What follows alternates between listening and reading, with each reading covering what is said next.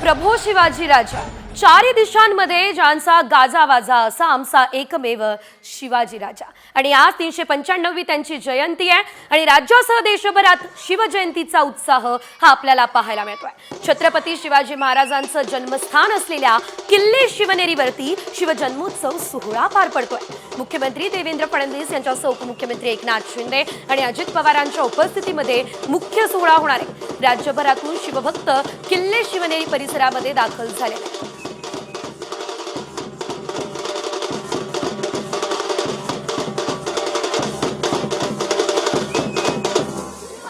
सपाट ठेवा, सामान नंतर ठेवा।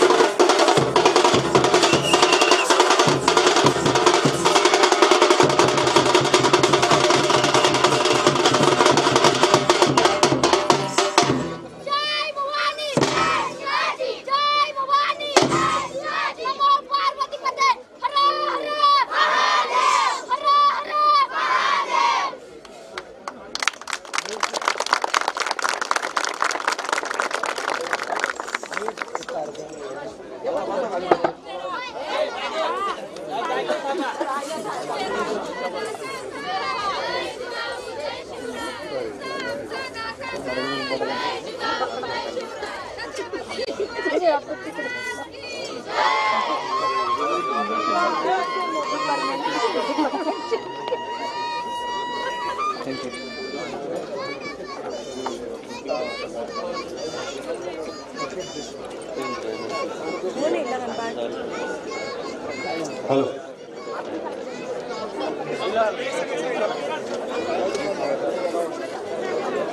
विचार क्रीडाकडे सर्व मंत्री महोदय आमदारांचे शुभाकांक्षी सर्व शुभभक्तांना विनंती आहे आपण सर्वांनी समोर येऊन स्थानापन्न व्हावं अशी आपणास नम्रतेची विनंती आहे।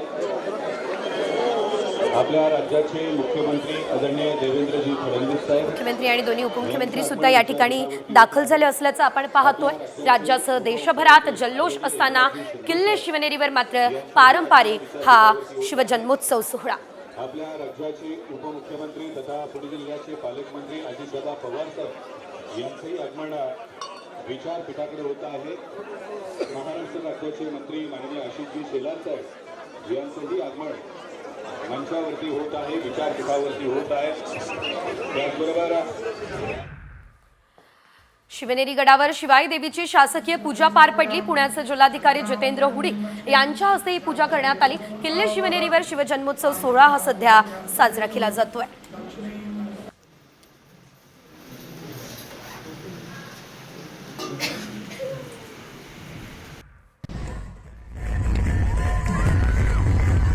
किल्ले शिवनेरीवरती छत्रपती शिवाजी महाराजांचा जन्मोत्सव सोहळा संपन्न होतोय आणि या निमित्तानं फटाक्यांची आतषबाजी करत जल्लोष करण्यात आलेला आहे।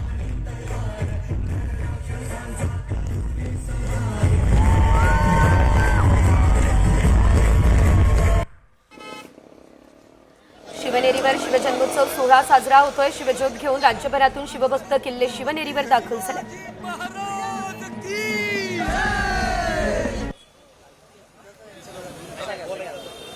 छत्रपती शिवाजी महाराजांचा जगातला सर्वात उंच पूर्णाकृती पुतळा जुन्नर तालुक्यामध्ये उभा राहणार आहे। त्यामुळे आता या पुतळ्याचे पाद्य किल्ले शिवनेरीवर दाखल झाले। शिवभक्तीची प्रेरणा देणारी शिवपाद्य शिवभक्तांसाठी उभी ठेवण्यात आली। लाखोंच्या संख्येने शिवभक्त शिवनेरीवर दाखल झाले। छत्रपती शिवाजी महाराज की सोलापुरात छत्रपती शिवाजी महाराजांच्या जयंतीनिमित्त रात्री 12 वाजता पाळणा सोहळ्याचं आयोजन करण्यात आलेलं आहे। सोलापुरातल्या छत्रपती शिवाजी महाराज चौकात मागच्या 4 वर्षांपासून अतिशय भव्य दिव्य पद्धतीने हा पाळणा सोहळा पार पाडला जातो। सीमेवर हौतात्म्य पत्कारलेल्या वीर जवानांच्या माता आणि पत्नींच्या हस्ते हा पाळणा सोहळा पार पडत असतो।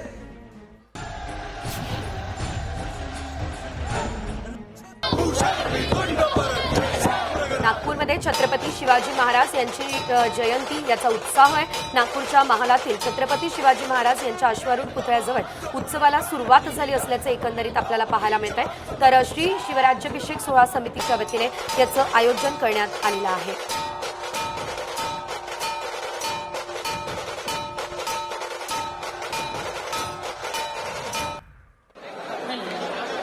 नांदेडमध्ये सकाळी 6 वाजेपासून शिवजयंतीला सुरुवात झाली असल्याचं एकंदरीत आपल्याला पाहायला मिळत आहे। महाराजांच्या अश्वारूढ पुतळ्याला दुग्धाभिषेक करण्यात आलाय। अखिल भारतीय छावा संघटनेच्या वतीने हा दुग्धाभिषेक झालेला आहे। शिवजयंती निमित्त विविध कार्यक्रमांचं आयोजन हे या दरम्यान करण्यात आले।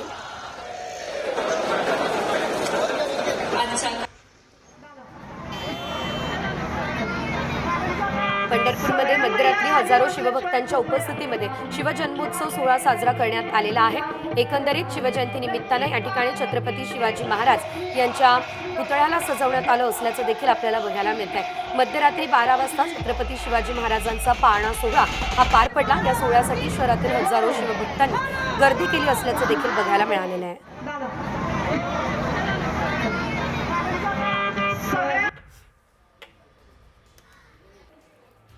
शिवाजी महाराजांच्या जयंतीनिमित्त सार्वजनिक सुट्टीच्या दिवशी राणीची बाग सुद्धा पर्यटकांसाठी खुली असणार आहे। तर दुसऱ्या दिवशी गुरुवारी बंद असणार आहे। पालिका प्रशासनानं ही माहिती दिलेली आहे। तर एका ठरावानुसार बुधवारी सार्वजनिक सुट्टी असल्यास त्या दिवशी उद्यान आणि प्राणी संग्रहालय जनतेसाठी खुले राहणार, ही माहिती प्रशासनानं दिलेली आहे।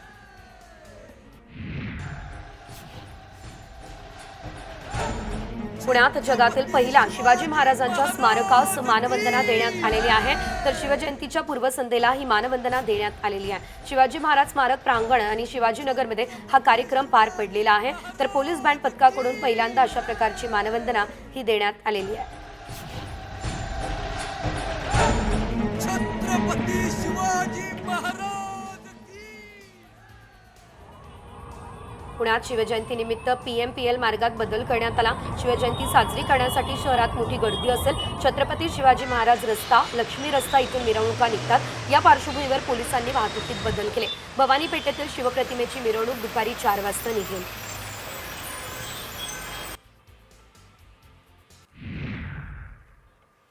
शिवाजी महाराजांच्या जयंतीनिमित्त कत्तलखाने आणि दारू दुकानं बंद असल्याची मागणी नागपूरच्या नागरिक कृती समितीनं केली. यासाठी महाल परिसरातील शिवाजी महाराजांच्या पुतळ्याजवळ जयंती दिनी दारूबंदी झालीच पाहिजे असे नारे लावण्यात आले.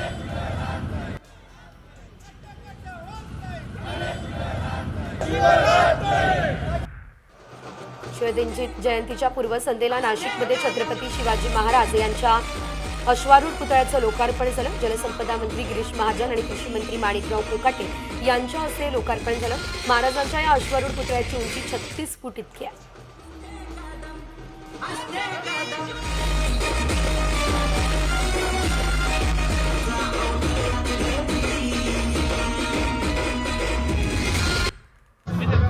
बदलापूर शहरात उभारण्यात आलेल्या छत्रपती शिवाजी महाराजांच्या अश्वारूढ पुतळ्याचं मुख्यमंत्री देवेंद्र फडणवीसांनी ढोल ताशांच्या गजरात अनावरण केलं.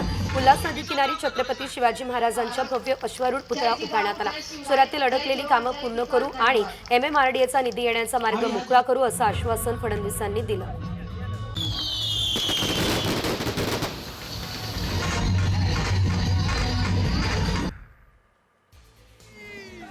आग्रा येथील ऐतिहासिक किल्ल्यामध्ये शिवजयंती जल्लोषात साजरी करण्यात येते. शिवाजी महाराजांचा स्वाभिमान आणि महाराष्ट्राची अस्मिता जागवणाऱ्या आग्रा किल्ल्यामध्ये भव्य सोहळा आयोजित करण्यात आलेला आहे. शिवजयंती साजरी करण्यासाठी मुख्यमंत्री फडणवीस, उपमुख्यमंत्री शिंदे आणि छावा चित्रपटाचे अभिनेते विकी कौशल या सोहळ्याला उपस्थित असतील.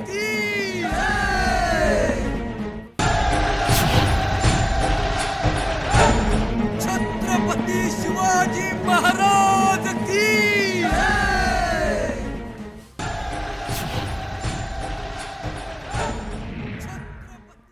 आणि आता या क्षणाची एक मोठी बातमी बघूयात. भारतात आता कॅन्सरवरची लस येणार आहे. कॅन्सर रुग्णांसाठी सर्वात मोठी आणि दिलासादायक अशी बातमी ही आपल्याला म्हणावी लागेल. केंद्रीय आरोग्य राज्यमंत्री प्रतापराव जाधव यांनी कॅन्सरच्या लसीसंदर्भात मोठी घोषणा केली असल्याचं एकंदरीत पाहायला मिळतंय. ब्रेस्ट कॅन्सरसाठी लवकरच ही लस येणार आहे. ही लस 9 ते 16 वयाच्या मुलींना दिली जाईल. महिलांसाठीच्या कॅन्सरसाठी ही लस पुढच्या 5 ते 6 महिन्यांमध्ये उपलब्ध असेल. देशात कॅन्सरचे रुग्ण मोठ्या प्रमाणात वाढत आहे. त्यासाठी केंद्र सरकारने हे पाऊल उचललंय.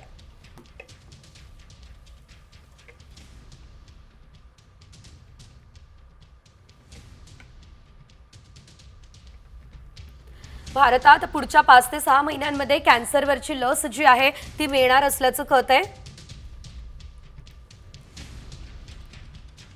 ब्रेस्ट कॅन्सरसाठी लवकरच ही लस दिली जाणार आहे. स्तन, तोंड आणि गर्भाशयाच्या कॅन्सरचा सामना करण्यासाठी ही लस असेल. 9 ते 16 वयाच्या मुलींना ही लस दिली जाणार आहे. 30 वर्षांहून अधिक वयाच्या महिलांचं हॉस्पिटलमध्ये स्क्रीनिंग सुद्धा होणार आहे.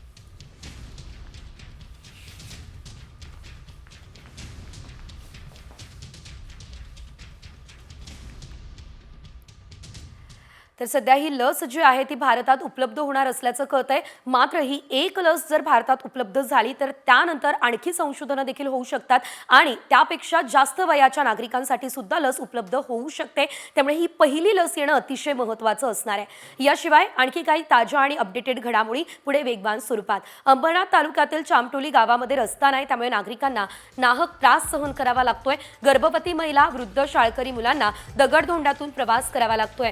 मोठी दुर्घटना घडू नये म्हणून लवकरात लवकर हा रस्ता तयार करण्यात यावा ही मागणी गावकऱ्यांकडून केली जाते.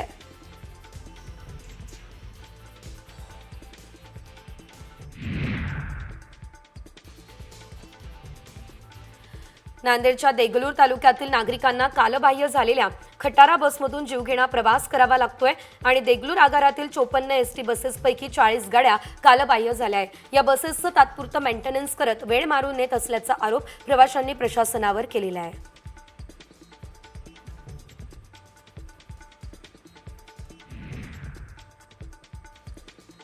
कल्याण डोंबिवलीमध्ये 65 इमारती बेकायदेशीर असल्याचं उच्च न्यायालयानं म्हटलं. या इमारती तोडण्याचे आदेश केडीएमसीला देण्यात आले. या प्रकरणात बिल्डर आणि अन्य अधिकाऱ्यांवर कारवाई झाली नसल्याचे रहिवाशांनी म्हटलंय. याबाबत दाद मागण्यासाठी रहिवासी केडीएमसी मुख्यालयावर धडक देणार आहे.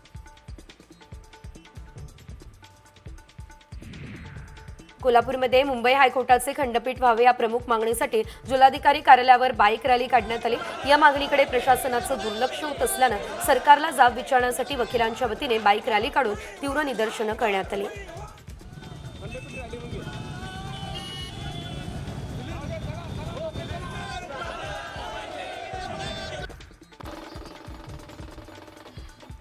साताऱ्यातील 8 वर्षीय कुत्र्याने पोलीस खात्याचं नाव सध्या उंचावलं असल्याचं बघायला मिळत आहे. झारखंडमध्ये पोलीस दलामार्फत कुत्र्याच्या स्पर्धेत सूर्या या कुत्र्याने प्रथम क्रमांकाचं बक्षीस सुद्धा मिळवलंय. साताऱ्यासाठी हे पहिलेच पदक आहे. त्यामुळे ढोल ताशांच्या गजरात मिरवणूक काढण्यात आली.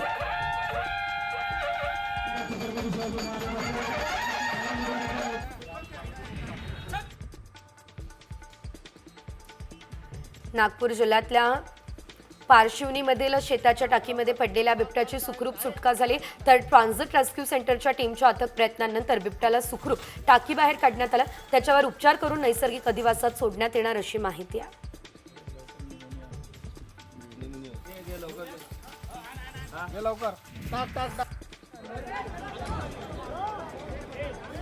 भिवंडीमधल्या ठक्कर प्लाझा या शॉपिंग कॉम्प्लेक्समध्ये दुसऱ्या मजल्यावर भीषण आग लागली असल्याचं बघायला मिळालं.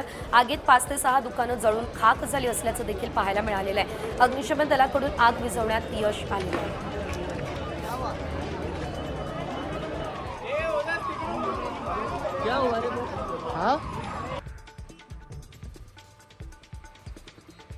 कोल्हापूरच्या 109 इन्फंट्री बटालियनच्या गोल्फ मैदान परिसरातील झाडांना आग लागली आहे. महत्त्वाचं म्हणजे 1 आणि 2 तारखेला या मैदानावर गोल्फ टुर्नामेंट असल्यानं मैदान साफ करण्यासाठी आग लावण्याची शक्यता आहे. तर अनेक झाडं जळून खाक झाली आहेत.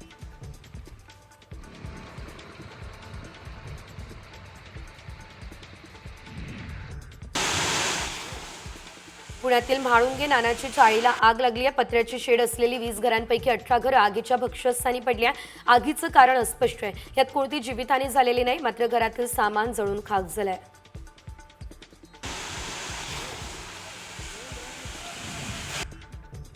शाळेतील स्वयंपाकघरात गॅसचा स्फोट झाल्याची घटना घडली. सांगलीमधील विटा लेंगरेंच्या गुजले वस्तीमधील शाळेत गॅसचा स्फोट झाला. स्वयंपाकघराचे पत्रे उडालेले आहेत. शाळेपासून दूर असलेल्या पत्र्याच्या शेडमध्ये स्वयंपाकघर होतं. त्यामुळे सुदैवानं मोठी जीवितहानी टळलेली आहे. सरपंच मॅडम आले म्हणून दाखवते की जरा.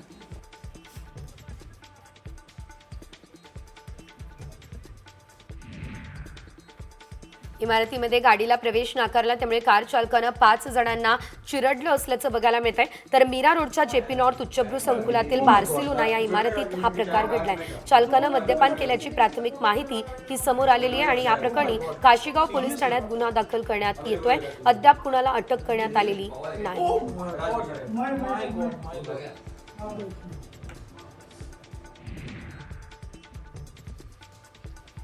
नंदुरबार जिल्ह्यातील शहादा शहरामध्ये हिट अँड रनची घटना घडली. वाढदिवस साजरा केल्यानंतर रस्त्यावरून पायी जात असलेल्या आई आणि मुलाला एका भरधाव वाहनानं चिरडलं. या दरम्यान कार चालकाविरोधात शहादा पोलीस ठाण्यामध्ये गुन्हा सुद्धा दाखल करण्यात आला.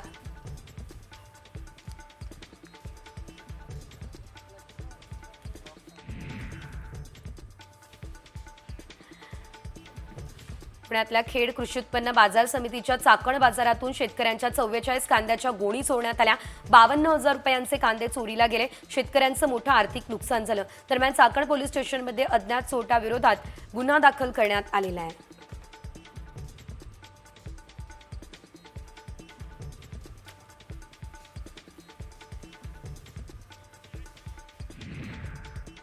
रेशनमध्ये ज्वारी देण्याचा निर्णय शासनानं घेतला. मात्र अनेक रेशन दुकानांवर वितरित केलेली ज्वारी खराब झाली आहे. त्यात किडे सुद्धा पडले असल्याचं आपल्याला बघायला मिळत आहे. अहिल्यानगरमध्ये स्वस्त धान्य दुकानात रेशन भरण्यासाठी आलेल्या नागरिकांनी या प्रकाराबद्दल नाराजी व्यक्त केली. शासनाने माणसांना खाण्यायोग्य ज्वारी उपलब्ध करून द्यावी ही मागणी सुद्धा नागरिक करताना दिसत आहे.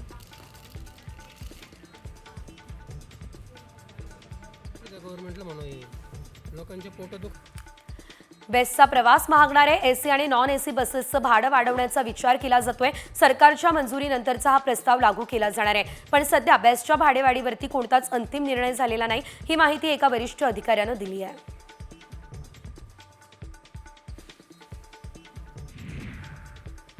पुणे पालिकेने आता गणेशोत्सव पर्यावरणपूरक असावा याकरता आत्तापासूनच नियोजन सुरू केलेलं आहे. केवळ पर्यावरणपूरक मूर्ती घडवणाऱ्या मूर्तिकारांना यंदा मंडपासाठी परवानगी दिली जाणार आहे. उत्सवादरम्यान मूर्तीचं आगमन विसर्जन सुकर होईल एवढ्या उंचीची मूर्ती साकारण्यात यावी ही अट सुद्धा घालण्यात आलेली आहे.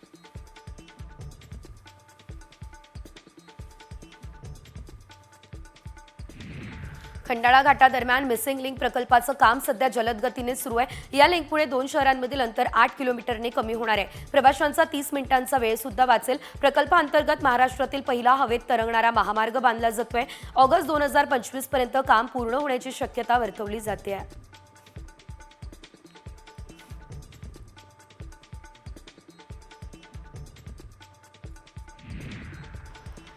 मुंबईला विकसित करण्यासाठी MMRDAचा एक नवीन प्रोजेक्ट सुरू करण्यात येईल. यात सर्वसामान्य नागरिकांसाठी अनेक गृहनिर्माण प्रोजेक्ट उभारण्यात येतील. भाड्याने घेणाऱ्या घरांचे भाडे निश्चित करण्यात येत आहे. 400 चौरस फूट घराचं भाडं 15,000 कमी आहे, तर घरांची किंमत 20 लाखांपेक्षा कमी असेल अशी योजना देखील आखण्यात आली असल्याचं कळत आहे.